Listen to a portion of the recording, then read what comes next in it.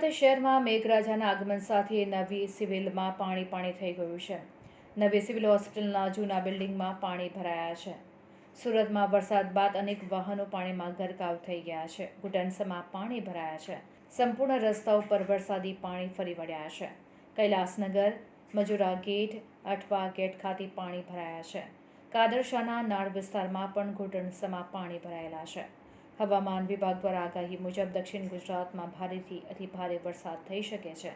આગામી 72 કલાક સુધીમાં સમગ્ર દક્ષિણ ગુજરાતમાં વરસાદી માહોલ છવાયેલો રહેશે।